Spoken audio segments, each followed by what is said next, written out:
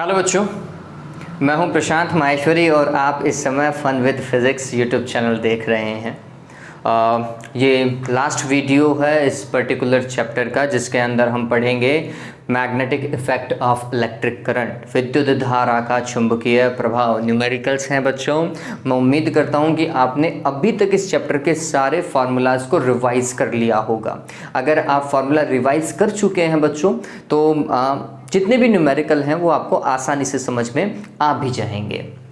All right, तो numerical करना चालू करते हैं। इससे पहले मैं आपको एक ही चीज़ कहूँगा, अगर आपने इस चैनल को अभी तक सब्सक्राइब नहीं किया है तो सबसे पहले आप इस चैनल को क्या करें, सब्सक्राइब करें। ठीक है, ऑल राइट।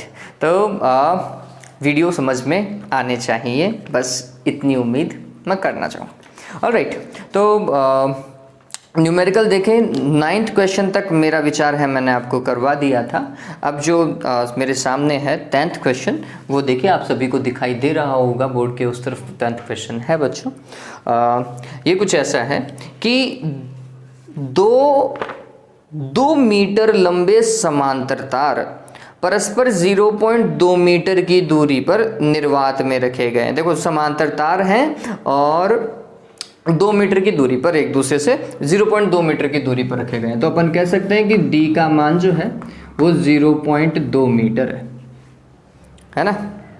फिर निर्वात में स्थित है। यदि दोनों तारों में 0.2 एम्पियर की विद्युत धारा एक ही दिशा में प्रवाहित हो रही हो, दोनों तारों में, अब ये थोड़ा समझिए, दोनों तारों में विद्युत धारा I1 का मान बराबर है किसके, I2 के, और इसका मान कितना दिया हुआ है बच्चों आपको, 0.2 एम्पियर। ठीक है, एक ही दिशा में प्रवाहित हो रही हो तो तारों की प्रति एकांक लंबाई पर लगने वाला बल कितना होगा। देखो, तारों की एकांक लंबाई पे लगने वाला बल क्या होता है बच्चों, F डिवाइडेड बाय L या फिर DF डिवाइडेड बाय DL। ये क्या होता है, तो आंसर है μ0 I1 I2 divided by 2πd। यही कार्य करते हैं। चलिए, तो μ0 मतलब 4π इंटू 10⁻⁻⁷। फिर I1 और I2 दोनों का मान इक्वल है, तो 0.2 गुणा 0.2, फिर भाग लगेगा किसका, 2πd का। 2π ऐसा का ऐसा, d का मान देखिए 0.2। ठीक है, अब यहां पर ये समझिए, 2π से इसको काटेंगे तो यहां पर 2 आएगा, 0.2 से 0.2 कैंसिल, इसको इससे गुणा करोगे 0.4 आएगा। 0.4 गुणा 10⁻⁻7 न्यूटन प्रति मीटर। ठीक है, ये इसका आंसर होगा। बर्तन गिर रहे हैं, क्या बात है भाई। देखिए, तो एक मिनट, हाँ भाई, तो ये क्या हो, ओहो, आंसर थोड़ा मिसमैच है। देखें कहीं अपन ने कैलकुलेशन में मिस्टेक तो नहीं की है। μ0 का मान 4π इंटू 10⁻⁷, I1 और I2 का मान जो दिया हुआ है वही मैंने रखा है, 2πd 2π, और d का मान भी जो दिया हुआ है वही रखा है। नहीं, मेरे को नहीं लगता कि कहीं कैलकुलेशन में इशू है बच्चों, फॉर्मेट यही है। ठीक है, ऑलराइट, तो 10वां सवाल हो चुका है। 11वां सवाल देखें जो आपको दिखाई दे रहा है। एक वर्गाकार कुंडली जिसकी प्रत्येक भुजा 10 सेंटीमीटर की है। देखो, कुंडली कैसी दे रखी है, वर्गाकार। कैसी है ये कुंडली, वर्गाकार कुंडली है, और उसकी प्रत्येक भुजा कितनी है, 10 सेंटीमीटर की है। प्रत्येक भुजा 10 सेंटीमीटर की है बच्चों, और में 20 फेरे हैं, तो वर्गाकार कुंडली में फेरों की संख्या 20। कुंडली की एक भुजा में L मान लेता हूं, कितना है, 10 सेंटीमीटर है, इसका मतलब 10 गुणा 10⁻⁻2 मीटर, ऐसा लिख सकते हैं अपन। कुंडली ऊर्ध्वतः लटकी हुई है, तो ये आप इसे वर्गाकार कुंडली मान सकते हैं। बीच में से खाली कर लीजिएगा, ऊर्ध्वतः तो ऐसे ही लटकी हुई है, हवा के अंदर ऐसे लटकी हुई होनी चाहिए। ठीक है, फिर क्या बोल रहा है, कुंडली ऊर्ध्वतः लटकी हुई है, इसके तल पर खींचा गया अभिलंब 0.8 टेस्ला के एक समान चुंबकीय क्षेत्र की दिशा से 30 डिग्री का कोण बनाता है। थोड़ा सा समझने लायक बात है बच्चों, ये आप समझें। ऐसा क्या बोल रहा है, ये वर्गाकार कुंडली और इस वर्गाकार कुंडली के तल पर खींचा गया अभिलंब, ये अभिलंब, ये बाहर की ओर ऐसा देखता हुआ आप माने, ठीक है। ये अभिलंब की दिशा है, अभिलंब मतलब क्षेत्रफल सदिश की दिशा है। ये अभिलंब एक समान चुंबकीय क्षेत्र से 30 डिग्री का कोण बनाता है, तो आप ऐसा माने कुछ ऐसा जा रहा होगा, ठीक है। और ये चुंबकीय क्षेत्र क्या है बच्चों, B है, और इससे कितने डिग्री का, 30 डिग्री का कोण बना रहा है। तो यहां पर हमें ये पता चलना चाहिए कि चुंबकीय क्षेत्र जो दिया हुआ है वो कितना है, 0.8 टेस्ला, कितना, 0.8 टेस्ला, और क्षेत्रफल सदिश और चुंबकीय क्षेत्र के मध्य जो कोण है वह कितना है, 30 डिग्री है। कौन बनाता है, कुंडली पर लगने वाला बलयुग्म का परिमाण ज्ञात करो। बच्चों बलयुग्म का मतलब, बलयुग्म क्या करते हैं, एक इधर बल लगना चाहिए, एक इधर बल लगना चाहिए, तो दोनों बल इसको ऐसा रोटेट करेंगे, ठीक है, ऐसा ही होगा। तो अगर दोनों बल इसको रोटेट करेंगे तो बलाघूर्ण का निर्माण करेंगे, और बलाघूर्ण आप सभी को पता है टो होता है बच्चों। तो टो बराबर हम क्या लिखते हैं, NIAB साइन थीटा, लिखते हैं नहीं लिखते हैं, यही लिखते हैं ना। चलिए, तो यहां पर n का मान दिया हुआ है, I का मान देखें, 12 एम्पीयर की विद्युत धारा, तो I का मान भी दिया हुआ है। A क्षेत्रफल होता है, वर्गाकार कुंडली का क्षेत्रफल क्या होगा भाई, तो A निकालें, A क्या होगा, L स्क्वायर, अरे वर्ग का क्षेत्रफल भुजा स्क्वायर ही होता है। चलिए, तो इसका स्क्वायर करो, तो ये 10 की घात वैसे -1 मीटर हो गया मेरे हिसाब से, सॉल्व करोगे तो यही आएगा। तो 10 की घात -1 का स्क्वायर और मीटर स्क्वायर, इसका मतलब ये हो गया 10 की घात -2 मीटर स्क्वायर, ये क्षेत्रफल। तो A का मान भी है, B का मान दिया हुआ है, थीटा का मान 30 डिग्री, सवाल हो चुका है। N 20, धारा 12, क्षेत्रफल 10 की घात -2, चुंबकीय क्षेत्र 0.8, और यहां पर आएगा साइन 30 डिग्री। साइन 30 का मान आप सभी को पता होना चाहिए, साइन 30 का मान कितना होता है बच्चों, 1/2 होता है, ठीक। तो फिर इसको मैं वापस ऐसा ही लिख देता हूं, 20 गुणा 12 × 96 मतलब 9.6, ठीक, गुणा 10 की घात -2, ये हो चुका है सॉल्व, ये लिख चुका हूं, साइन 30 का मान 1/2, 10 आएगा नहीं आएगा, 10 को इससे सॉल्व करोगे तो कितना हो जाएगा, 9.6 गुणा 10 की घात -1, सॉल्व हो गया।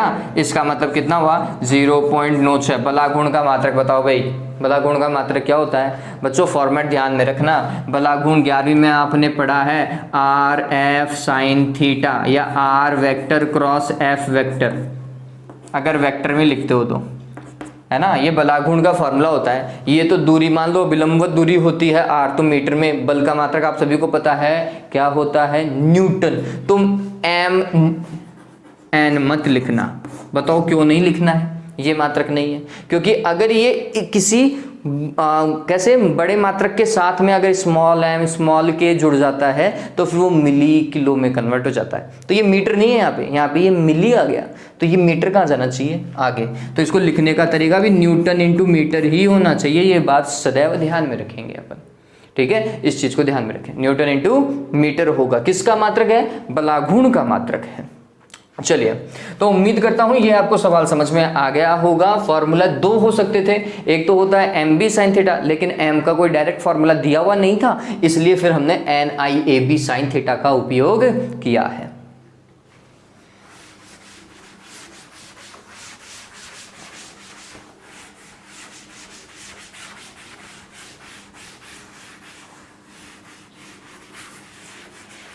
चलिए नेक्स्ट क्वेश्चन के ऊपर काम करें। नेक्स्ट क्वेश्चन देखिए, सभी को दिखाई दे रहा होगा, 12वें नंबर का सवाल है।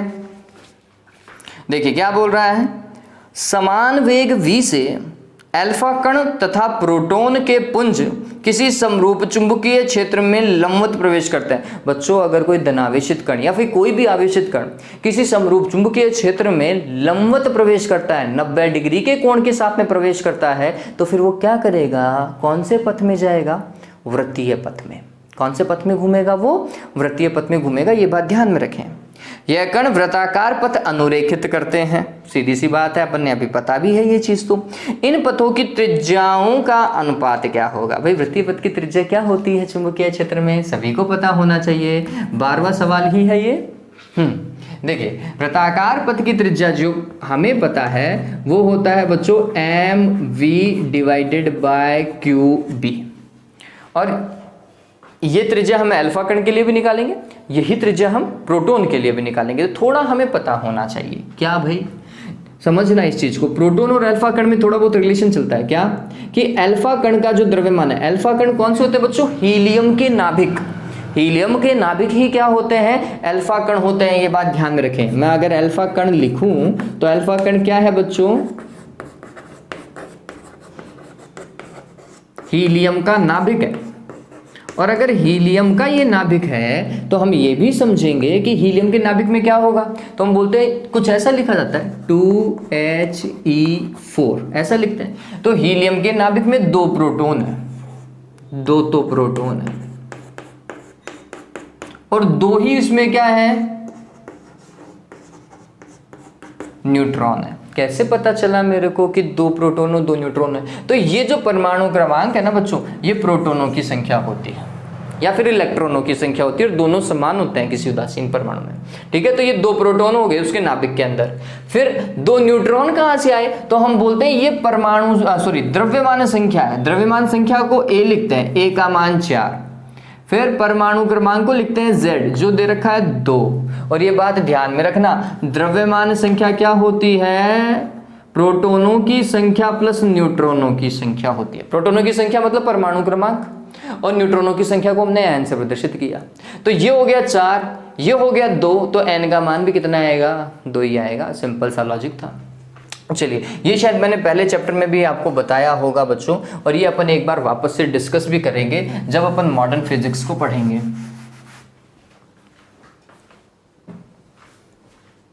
ऑलराइट, तो यहां से मेरे को क्या पता चलता है कि किसी, समझिएगा इस चीज को, किसी भी अल्फा कण का आवेश, और वो भी किसका? अल्फा कण का। ठीक है, मैं इसे यहां लिख देता हूं, आवेश अल्फा कण का, वो क्या होता है? 2 प्रोटॉनों के आवेश के बराबर होता है। क्यों? क्योंकि न्यूट्रॉन के पास में कोई आवेश नहीं होता। तो हम बोलते हैं इसका आवेश 2 प्रोटॉनों के आवेश के बराबर। तथा किसी भी अल्फा कण का द्रव्यमान 2 + 2, प्रोटॉनों की संख्या प्लस न्यूट्रॉनों की संख्या, टोटल हो गई 4 प्रोटॉनों के द्रव्यमान के बराबर होता है। ये बात ध्यान में रखना। हम ये मान के चलते हैं कि प्रोटॉन और न्यूट्रॉन का द्रव्यमान लगभग समान होता है। ये बात और ध्यान रखना, मैं लगभग बोल रहा हूँ, एग्जैक्ट समान नहीं होता। सबसे भारी कण कौन सा होता है? न्यूट्रॉन होता है। उससे कम हल्का प्रोटॉन, और सबसे हल्का इलेक्ट्रॉन होता है। तो भारी कण न्यूट्रॉन, उससे थोड़ा सा कम भारी प्रोटॉन, और सबसे हल्का इलेक्ट्रॉन होता है। ये बात ध्यान में रखेंगे। ठीक, तो अब हम इस चीज को कैसा पढ़ने वाले हैं? हम बोल रहे हैं कि ये दोनों का द्रव्यमान लगभग समान है, तो मैं लिख सकता हूं 2 प्रोटॉनों का द्रव्यमान प्लस 2 प्रोटॉनों का द्रव्यमान, टोटल कितना हो गया? 4 प्रोटॉनों का द्रव्यमान। ठीक है, इस तरीके से हम इसे जल्दी से कार्य करने के लिए यूज करते हैं। तो उम्मीद करता हूं अल्फा कण आपको समझ में आ गया होगा। अब आपको क्या पूछ रहा है? अल्फा कण और प्रोटॉन जो दोनों वृत्ताकार पथ में क्या कर रहे थे? घूम रहे थे, उनके वृत्तीय पथ की त्रिज्याओं का अनुपात क्या होगा वो पूछ रहा है। तो हमने क्या लिखना है वो समझिए बच्चों। हम लिख रहे हैं त्रिज्या, प्रश्नानुसार त्रिज्या अल्फा कण के वृत्तीय पथ की बटे त्रिज्या प्रोटॉनों के वृत्तीय पथ की। फिर m, तो ये लिखा जाएगा m अल्फा कण का द्रव्यमान, एक समान वेग से गति कर रहे थे, आंसर है v ही है, दोनों के लिए समान है, बटे q आवेश। देखिए किसी भी अल्फा कण का आवेश जो है उसे अपन लिखेंगे एक बार के लिए q अल्फा लिख देता हूं। ठीक, और उसी समान चुंबकीय क्षेत्र में घूम रहे हैं, है ना, ऐसा ही दिया हुआ है अकॉर्डिंग टू क्वेश्चन, दोनों का वेग समान है और एक समान चुंबकीय क्षेत्र में घूम रहे हैं। फिर यहाँ पे त्रिज्या इसकी आएगी, तो इसके लिए द्रव्यमान किसका? प्रोटॉन का, वेग, फिर आवेश किसका? प्रोटॉन का, और चुंबकीय क्षेत्र B। V से V कैंसिल, B से B कैंसिल, आपको कुछ ऐसा मिलेगा m अल्फा बटे क्यू अल्फा, ठीक है, गुणा ये जो QP है ऊपर चला जाएगा और MP नीचे का नीचे ही रहेगा। कुछ ऐसा लिखा जा सकता है, सिंपल सा लॉजिक। चलिए मान रख देता हूं मैं, M अल्फा का मान कितना, M अल्फा का मान है 4 प्रोटोनों का द्रव्यमान, बटे Q अल्फा का मान कितना है, सॉरी हाँ Q अल्फा 2 प्रोटोनों के आवेश के बराबर, गुणा 1 प्रोटोन का आवेश बटे प्रोटोन का द्रव्यमान। कैंसिल कैंसिल, और ये तो कट ही रहा है, कितना भाई 2/1। आंसर कितना आएगा बच्चों, 2:1 आएगा। ठीक है, तो उम्मीद करता हूँ आपको अल्फा कण भी अच्छे से समझ में आया होगा और ये चीज़ भी आपको समझ में आई होगी। ठीक है, नेक्स्ट 13(1) आपके सामने है, आप पढ़ सकते हैं इतनी देर में।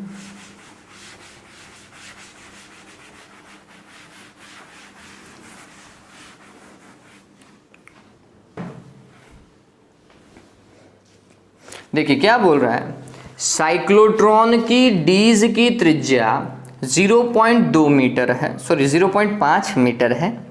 इसमें 1.7 टेस्ला का अनुप्रस्थ चुंबकीय क्षेत्र कार्यरत है। अनुप्रस्थ मतलब लंबवत चुंबकीय क्षेत्र में वो गति कर रहे हैं। इसमें प्रोटॉन द्वारा अर्जित अधिकतम गतिज ऊर्जा ज्ञात कीजिए। देखो साइक्लोट्रॉन की त्रिज्या को अपन कैपिटल R लिखते हैं और ये है 0.5 मीटर। 0.5 मीटर को मैं सरलता के दृष्टिकोण से 1/2 मीटर लिख सकता हूँ और सबसे सही तरीका यही है लिखने का।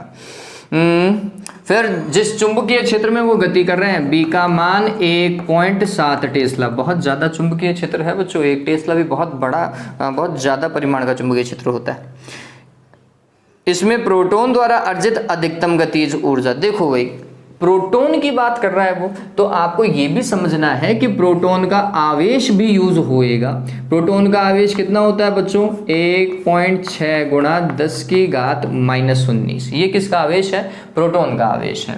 फिर प्रोटॉन का द्रव्यमान कितना होता है, 1.67 गुणा 10⁻⁻27 किलोग्राम, और आवेश के साथ में लगाएं आप कूलाम। ठीक है, फिर गतिज ऊर्जा निकालनी है, तो देखो गतिज ऊर्जा के सामान्यतः बच्चों को फॉर्मूला याद रहते नहीं है, तो मैं आपको सिर्फ यही बोलूंगा, आप त्रिज्या का फॉर्मूला हमेशा याद रखें। mv डिवाइडेड बाय क्या होता है बच्चों, QB होता है। यहाँ से आप v अगर निकालेंगे तो आपको मिलेगा ये QBr/m। बताओ भाई यही मिलेगा क्या।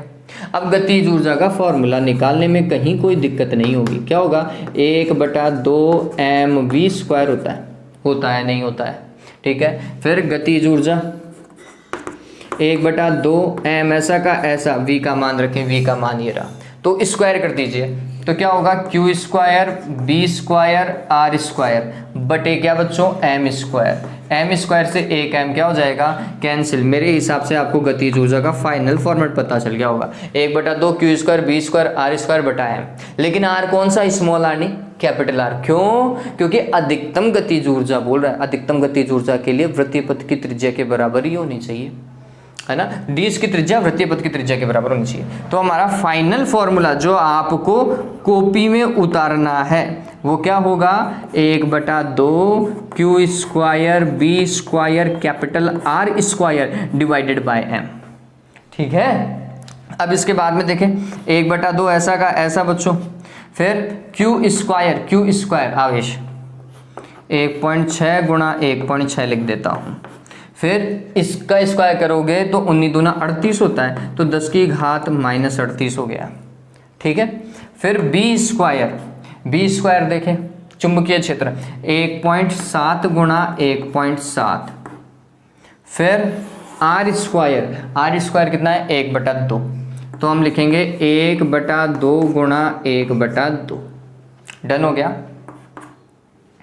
फिर m द्रव्यमान, देखो द्रव्यमान कितना, प्रोटॉन का द्रव्यमान आप सभी को पता है, 1.67 गुणा 10⁻⁻27। बताओ भाई, हो गया मेरे हिसाब से तो 2 दूनी 4, 4 दूनी 8 और 8 दूनी 16, तो इसका मतलब ये 0.2 है। ठीक है, और कैलकुलेशन अब आपके भरोसे है। गतिज ऊर्जा का मात्रक क्या होता है बच्चों, जूल होता है। यहाँ पे घात अगर आप देखोगे तो ये आपको मिलेगी 10⁻⁻11। ठीक है। और ये कैलकुलेशन, चलो मैं कर देता हूँ ये कैलकुलेशन। हाँ देखिए भाई, कैलकुलेशन के अंदर 0.2 गुणा 1.6 गुणा 1.7 गुणा 1.7 भाग 1.67, ये आ रहा है बच्चों 0.553 गुणा 10 की घात -11 जूल। ठीक है, चलिए तो ये भी हो गया। हाँ बिल्कुल मैच करेगा, 5.53 गुणा 10 की घात -12 जूल इसको लिख सकते हैं, बिल्कुल सही बात है। 14th क्वेश्चन, और ये सवाल आप तरीके से पढ़ें, 14th और 15th बहुत ही अच्छे सवाल हैं। इन क्वेश्चंस के ऊपर बेस्ड मैं आपको न्यूमेरिकल भी करवाऊंगा, मतलब सॉरी उदाहरण तो ये करवा रहा हूँ, उदाहरण और करवाऊंगा। हाँ भाई, तो उम्मीद करता हूँ ये आपको समझ में आया होगा। सवाल पढ़ लीजिए। 14th क्वेश्चन बहुत बढ़िया सवाल है, बहुत अच्छा सवाल है।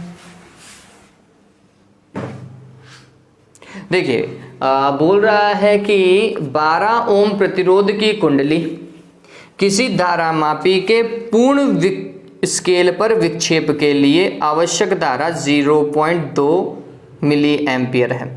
देखिए 12 ओम प्रतिरोध की कुंडली वाले किसी धारामापी, देखो धारामापी है ये G, और इसका प्रतिरोध कितना है, तो आंसर है धारामापी का प्रतिरोध 12 ओम है, और इसमें विक्षेप के लिए जितनी धारा की आवश्यकता है, पूर्ण स्केल के विक्षेप के लिए जितनी धारा की आवश्यकता है वो होती है IG, धारामापी में प्रवाहित होने वाली धारा।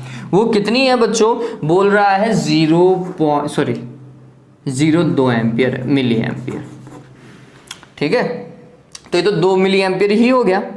आप इस धारामापी को 0 से 18 वोल्ट परास वाले वोल्टमीटर में कैसे रूपांतरित करेंगे। भाई धारामापी को वोल्टमीटर में रूपांतरित करना है, प्रतिरोध वोल्टमीटर का क्या होता है, अनंत होता है, आदर्श का। तो हमें इसका प्रतिरोध बढ़ाना पड़ेगा। बढ़ाने के लिए हम इसके श्रेणी क्रम में एक उच्च प्रतिरोध RH लगाएंगे। ठीक है, और ये RH लगाने के पश्चात ये अधिकतम कितना वोल्टेज नाप पाएगा, 18 वोल्ट नाप पाएगा। ठीक है, इसके सिरों के मध्य, यही वोल्टमीटर है ना, इसके सिरों के मध्य अधिकतम कितना वोल्टेज नापा जा सकता है, आंसर है 18 वोल्ट। आप सभी को पता है इसके सिरों के मध्य V का फॉर्मूला क्या होगा, तो आंसर है IG, ये होगा G और ये होगा RH। आपको याद आ रहा होगा, बराबर क्या बच्चों 18, या फिर यही भी विभवांतर होता है ना। सीटियां लग रही है, सब्जी बन रही है, खानी है तो बताना भाई। G प्लस RH बराबर क्या बच्चों, V बटा IG। हमें क्या निकालना है, RH निकालना है। तो RH का फॉर्मूला फाइनली क्या हो गया, V बटा IG माइनस कैपिटल G।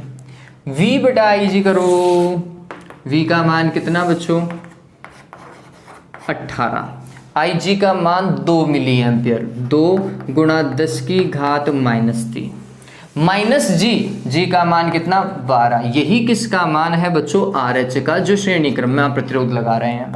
तो ये इसको काटोगे तो 9 आएगा मेरे हिसाब से, नहीं आएगा। ठीक है, फिर इसके बाद में क्या होगा, तो ये हो जाएगा 9 गुणा 10 की घात 3 माइनस 12। तो 9 में से 12 को घटाएंगे तो माइनस का 3 आएगा, माइनस का 3 गुणा 10 की घात 3।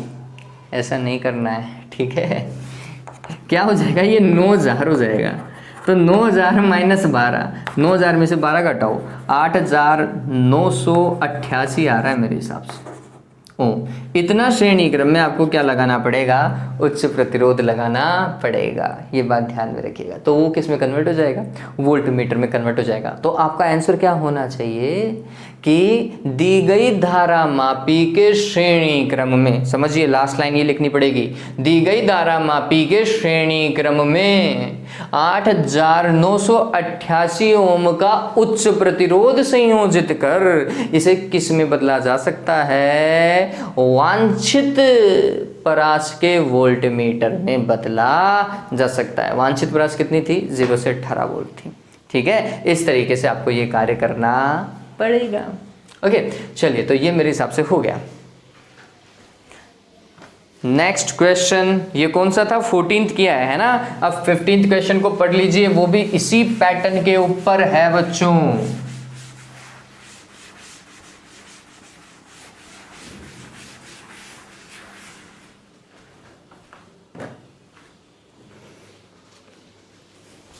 ओके 14th हो गया, 15 देखें। एक 99 ओम प्रतिरोध वाले धारामापी के पूर्ण स्केल पर विक्षेप के लिए आवश्यक धारा कितनी है, 4 मिली एम्पियर है। चलिए ये धारामापी और इसका प्रतिरोध कितना है, 99 ओम है, और इसमें पूर्ण विक्षेप के लिए प्रवाहित होने वाली धारा IG है, और वो कितनी है, 4 मिली एम्पियर है। Done, alright, okay. अब इसके बाद में क्या बोल रहा है, इस धारामापी को 0 से 6 एम्पियर परास में, 0 से 6 एम्पियर परास मतलब मीटर बना रहा है, परास में परिवर्तित करने के लिए आप क्या करेंगे भाई, तो हम बोलते हैं कि इसके समांतर क्रम में क्या लगाना चाहिए, शंट लगाना चाहिए। और ये पूरे अमीटर में अधिकतम कितनी धारा नापी जा सकती है, 6 एम्पियर। 6 एम्पियर मतलब कुल धारा I, इतना ही तो नापना चाहिए ना, कुल धारा जो प्रवाहित हो रही है वो नापना चाहिए, और वो कितना है, 6 एम्पियर है बच्चों, ठीक है। और इसमें जाने वाली, शंट में जाने वाली धारा क्या होती है बच्चों, IS। और आप सभी को पता है IS क्या होता है, पता होना भी चाहिए। कुल धारा में से किसको घटाएंगे, गैल्वेनोमीटर वाली धारा को घटाएंगे, ध्यान में रख लेना रे भाई। अब इसके बाद में देखो क्या काम करेंगे, मैंने बताया था आपको, इसके सिरों पर विभवांतर बराबर होना चाहिए, इसके सिरों पर विभवांतर के। तो हम लिख सकते हैं इस चीज को कि IG गुणा G बराबर होना चाहिए IS गुणा S के, ठीक है। फिर IG, अभी ऐसा का ऐसा लिखो, फॉर्मेशन तैयार कर रहे हैं, गुणा G बराबर IS का मान कितना है बच्चों, I माइनस IG है, ठीक, इंटू S। आपको क्या ज्ञात करना है, वो शंट प्रतिरोध ज्ञात करना है जो आपको समांतर क्रम में लगाना है, ये बात ध्यान में रखें। तो हम शंट के लिए S का फॉर्मूला बनाएंगे, तो S बराबर क्या हो जाएगा, वो देखो IG में भाग लगेगा किसका, I माइनस IG का, और ये गुणा होना चाहिए किससे, कैपिटल G से, ठीक। अब थोड़ी सी कैलकुलेशन ध्यान से करिएगा। IG का मान कितना है वो देखें, 4 गुणा 10 की घात माइनस 3 भाग I का मान कितना है, सॉरी 6 है, तो 6 में से किसको घटाएंगे, 4 गुणा 10 की घात माइनस 3 को घटाएंगे। ऑलराइट, फिर ये चीज किससे गुणा होनी चाहिए, आंसर है कैपिटल G से, मतलब 99 से, ठीक। अब चलो देखो मैं करके बताता हूँ। ये कितना है बच्चों, 4 गुणा 10 की घात माइनस 3। फिर ये क्या चीज हुई, ये आप ऐसा लिखें, 4 गुणा 10 की घात माइनस 3, इसका मतलब 0.004, ठीक है। तो 6 में से आपको 0.004 घटाना पड़ेगा, ये ध्यान में रखना। और ये 99 यहाँ पर चल रहा है, ठीक। अब घटा करके बताओ, ये घटा लिया तो ये आपका सवाल हो जाएगा। तो कुल मिलाकर के मेरे पास में जो मिलेगा, घटा करके बताऊं क्या, घटाओ भाई, 1 में से आप पहले तो 0.004 घटाओ, तो मेरे हिसाब से कुछ ऐसा आएगा, 1 इससे घट गया तो 5 बचे, और अब इस 1 में से ये घटाओगे तो आएगा 996, इतना ही आएगा क्या, करके देख लीजिएगा, ठीक, गुणा 99। अब देखो ये बच्चों, ये लगभग 6 के बराबर नहीं है क्या, पता चल रहा है ना, ये लगभग 6 के बराबर है। तो यहाँ पे तो अगले को इतना ही दिखाओ कि मैं कैलकुलेशन इसी से कर रहा हूं, समझ रहे हो, अगले को तो ये दिखाओ। और रफ कार्य कैसे करोगे वो समझिए, रफ कार्य में इसकी जगह लिख लेना क्या, 6। तो ये कुछ ऐसा है बच्चों, 4 गुणा 10 की घात माइनस 3 बटा 6 गुणा 99। देखो 3 से काटो इसको तो 3 दूनी 6, और यहाँ पे 3 तिया 9 और 3 तिया 9, और 2 से इसको काटोगे तो यहाँ पे आएगा 2, कितना हो गया, 66 हो गया क्या, 66 गुणा 10 की घात माइनस 3, आंसर इतना ही आएगा, चिंता नहीं करें आप, ठीक है, तो इसको आप इतना लिखेंगे और यहाँ पर क्या लगाएंगे, ओम। 66 गुणा 10 की घात -3 ओम का शंट प्रतिरोध दी गई धारा मापी के समांतर क्रम में लगाने पर यह वांछित परास के अमीटर में परिवर्तित हो जाती है। ये लाइन लिख कर क्या होगे, क्या 66 गुणा 10 की घात -3 ओम का शंट प्रतिरोध दी गई धारा मापी के समांतर क्रम में लगाकर इसे वांछित परास के अमीटर में परिवर्तित कर दिया जाता है। ठीक है, पता चल गया ये क्या करना है, आपको लिखना इतना है, इससे भाग लगाने मत बैठ जाना, नहीं तो पता नहीं कब तक आंसर निकाल पाओगे। ऑलराइट, तो ये भी हमारा सवाल हो गया। ये 15th नंबर का क्वेश्चन था।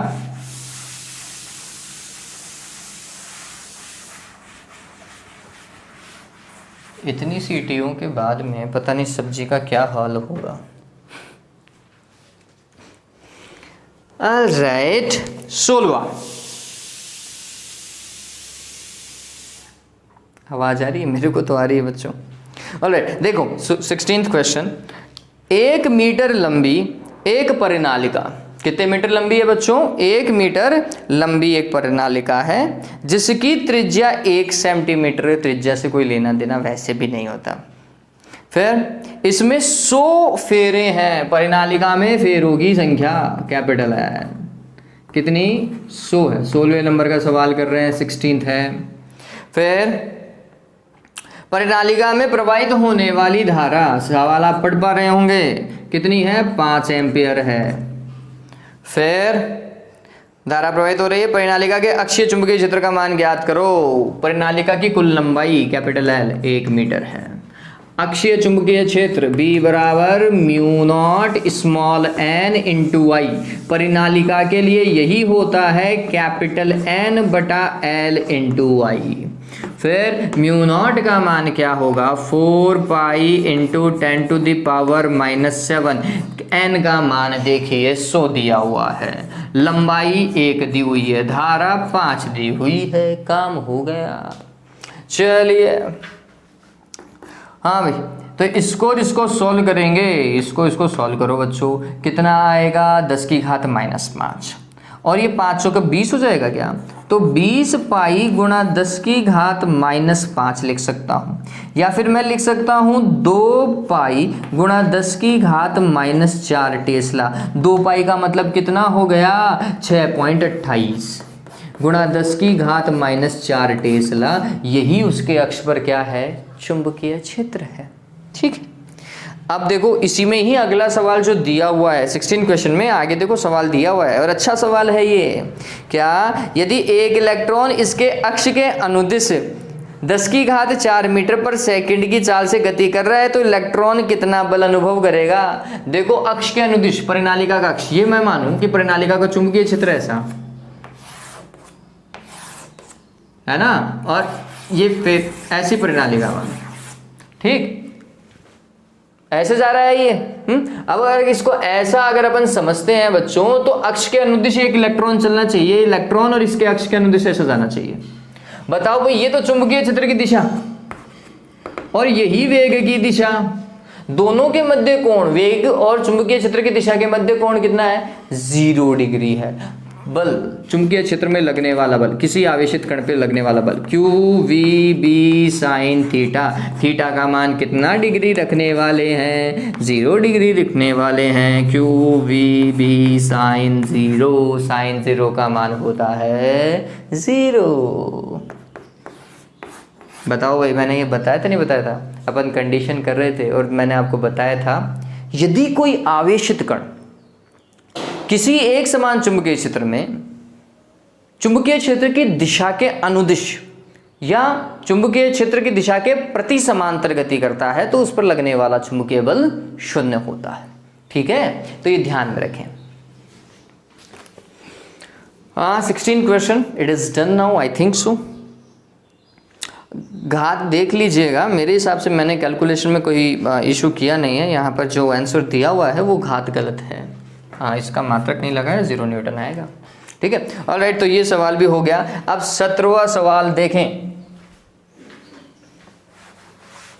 तो न्यूमेरिकली 17वां सवाल अंतिम है।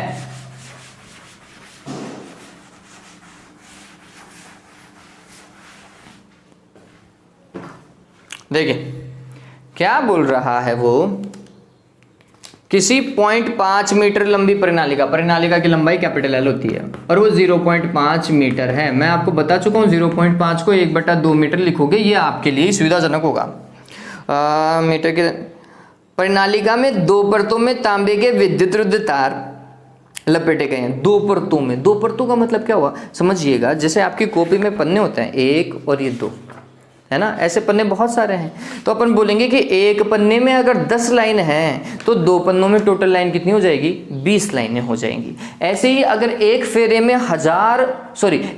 परत में 1000 फेरे हैं तो फिर 2 परतों में कितने हो जाएंगे, 2000 फेरे हो जाएंगे। ठीक है, तो ये समझने लायक सवाल है, बहुत अच्छा सवाल है बच्चों ये। तो और क्या बोल रहा है, 2 परतें हैं और प्रत्येक परत में फेरों की संख्या 500 है। तो हमने बोला कि कुल फेरों की संख्या क्या होगी, तो हमने बोला एक परत में फेरों की संख्या गुणा कुल परतें, कितनी है कुल परतें 2, तो टोटल फेरों की संख्या कितनी हो गई बच्चों, 1000 हो गई है। फिर इसके बाद में क्या बोल रहा है, त्रिज्या, प्रणालिका की त्रिज्या से कभी कोई चुंबकीय क्षेत्र का लेना देना होता है, फर्जी है ये। फिर इसमें प्रवाहित धारा आई कितना, 5 एम्पियर हो तो केंद्र पर उत्पन्न चुंबकीय क्षेत्र का मान आप सभी को पता है, केंद्र अक्ष पर ही होता है।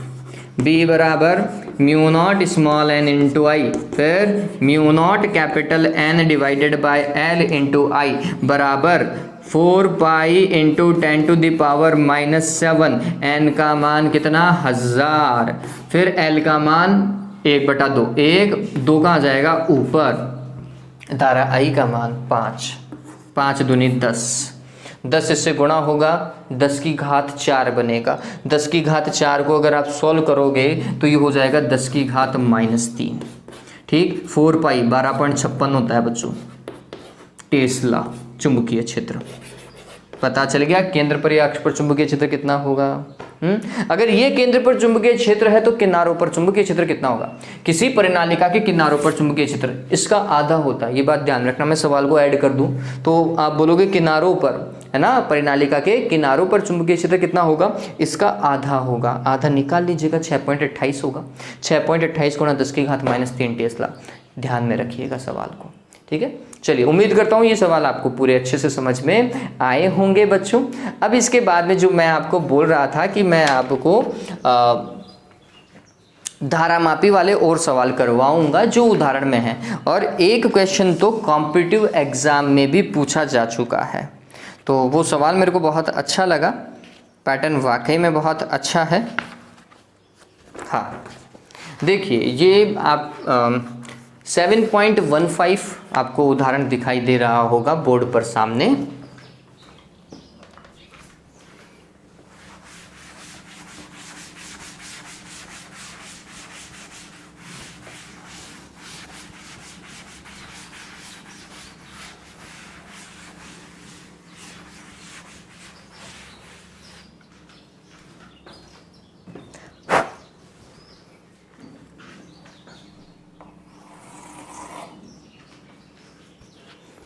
देखिए क्या बोल रहा है वो, एक चल कुंडली धारामापी में विक्षेप 50 भाग से घटकर 10 भाग हो जाता है। देखो प्रारंभ में विक्षेप कितना दिखा रहा था, 50 दिखा रहा था, फिर वो घट करके कितना हो जाता है, 10 हो जाता है जब इसे 12 ओम के एक शंट द्वारा पार्श्वपथित किया जाता है। देखो ये लाइन बहुत इंपॉर्टेंट है। फिर धारामापी का प्रतिरोध क्या होगा, थोड़ा समझिए। एक गैल्वेनोमीटर और इसमें पूर्ण विक्षेप, ठीक है, वो कब, जब धारा इसमें कितनी आ रही थी, कुल धारा आ रही थी I, तो फिर ये विक्षेप दिखा रहा था 50, ठीक है। और फिर जैसे ही इसे क्या कर दिया जाता है, पार्श्वपथित कर दिया जाता है, किससे, शंट से, तो फिर इसमें विक्षेप हो जाते हैं। इस केस में तो इसमें 50 विक्षेप और इस केस में इसके विक्षेप हो जाते हैं 10। तो इसमें बहने वाली धारा भी तो कम हो गई थी ना, IG थी, ठीक है, ये बात ध्यान में रखना। शंट में करते हो, शंट यहाँ लगाते हो तो धारा का कुछ भाग तो इधर से चला जाता है ना, अधिकांश भाग इधर से चला जाता है, ठीक है। तो ये आपको पता चल जाना चाहिए। और हमें ये भी पता है कि ये जो धारा है और विक्षेपों की संख्या है, ये दोनों एक दूसरे के समानुपाती होते हैं। धारामापी की कार्यप्रणाली में मैंने आपको बताया था बच्चों, बताया था नहीं बताया था? हाँ, क्या होता है बच्चों, देखो NiAb अधिकतम बलागुण किसके बराबर होता है? C के बराबर होता है। तो इसका मतलब I बराबर क्या हो जाएगा? C/NaB इंटू फाइव, यही होगा। आप गौर कीजिए, इसको K लिखते हैं, है ना। चलिए, तो हम क्या लिख सकते हैं? I इज टू क्या? K/, इसका मतलब I समानुपाती फाई, ये तो हमें पता है ही। अगर ये वाली धारा I है तो इसके लिए फाई विक्षेप, ये वाली धारा Ig है तो इसके लिए φg विक्षेप या फिर φ2, कैसा भी आप मान लीजिए। तो मैं यहाँ पर इस चीज को क्या लिखूंगा वो थोड़ा समझ लीजिए। इस वाले विक्षेपों को अपन बोल रहे हैं φ1, इस वाले को बोल रहे हैं φ2। ये वाली धारा है I, तो I धारा के लिए ये विक्षेप होगा K/1। फिर इसके लिए आप क्या लिखोगे? Ig, और इसके लिए हो जाएगा K/2। एक में दूसरे का क्या लगाओ? भाग लगाओ बच्चों। इसी से ही आपको पता चलेगा कि धारामापी का प्रतिरोध कितना है, ठीक है। चलिए, धारामापी का नहीं, शंट का, धारामापी का ही पूछ रहा है। 12 ओम के शंट को लगा, धारामापी का ही प्रतिरोध पूछ रहा है, ठीक। देखिए, तो ये K से क्या हो जाएगा? K कैंसिल हो जाएगा। तो फिर हमारे पास में I का मान देखिए, तो ये कुछ ऐसा लिखा जाएगा, I/Ig बराबर कितना? φ1 का मान देखे, φ1 का मान 50, φ2 का मान कितना? 10, ये होगा 5/1, ठीक। फिर ये शंट कितने ओम का? आंसर है 12 ओम का लगना चाहिए। अब हमारे पास में क्या कैलकुलेशन है वो और समझिए। हमारे पास में कुछ ऐसी कैलकुलेशन है ये कि यहाँ पर जितना विभवांतर होता है उतना विभवांतर यहाँ पर भी होना चाहिए। तो अगर मैं इस कॉन्सेप्ट को उठा करके चलता हूँ तो मैं ये लिख सकता हूँ कि Ig को किससे गुणा किया जाना चाहिए? G से, बराबर होना चाहिए किसके? Is इंटू S होना चाहिए। और आप सभी को पता है बच्चों Is होता क्या है? I माइनस Ig, यही होता है, ठीक। तो आप वो भी लिखें, Ig इंटू G बराबर I minus Ig, sorry S, ठीक। अब यहाँ पे देखो, मेरे को तो G निकालना था ना, तो G बराबर क्या हो जाएगा? I माइनस Ig, वैसे निकाला जा सकता है। देखो I बराबर क्या हो जाएगा? 5Ig होगा, ठीक है। तो I की जगह मैं पहले तो ये फॉर्मूला ही बना देता हूँ।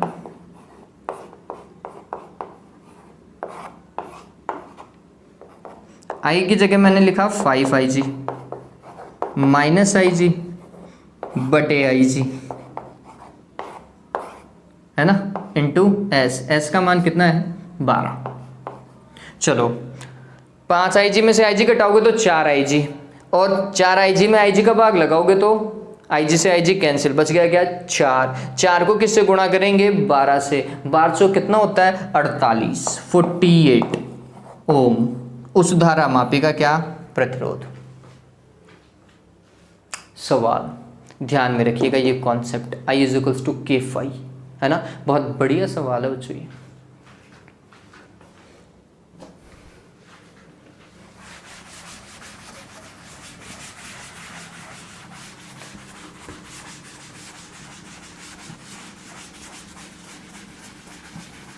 अगला सवाल देखें।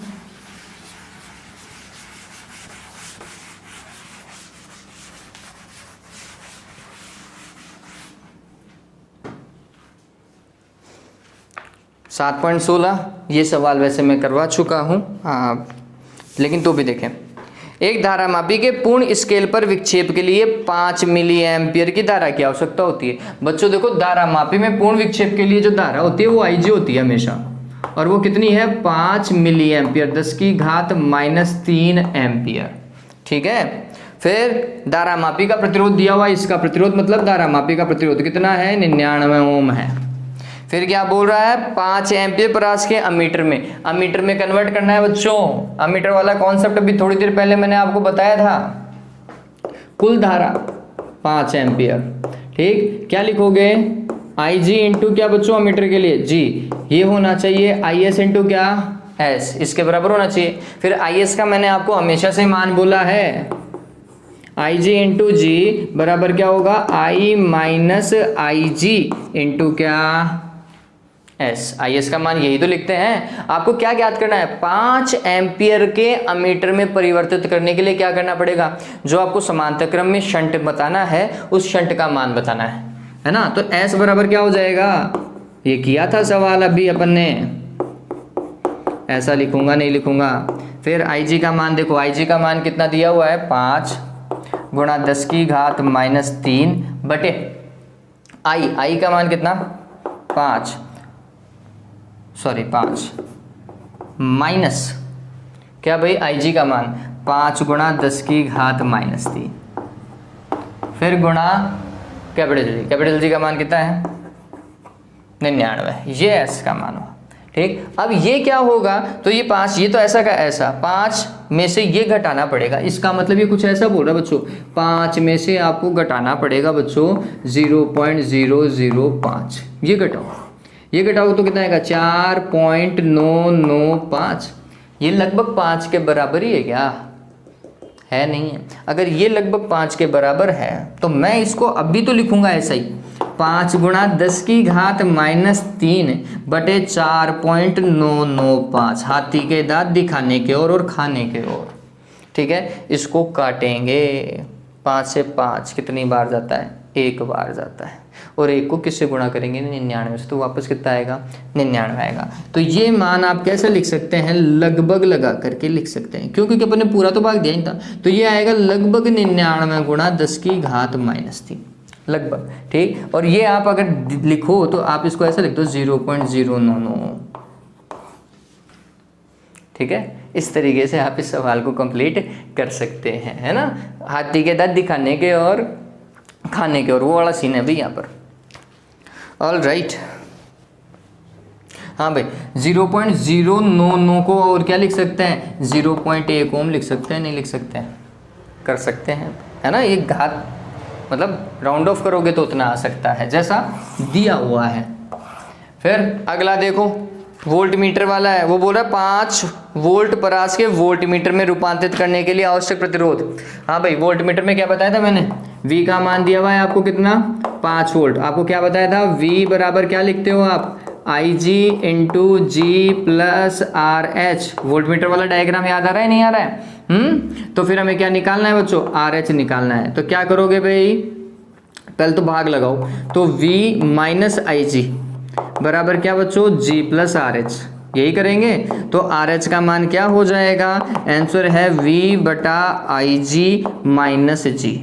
V का मान जो दिया हुआ है 5, IG का मान जो दिया हुआ है 5 गुणा 10 की घात -3 माइनस G का मान कितना है, 99।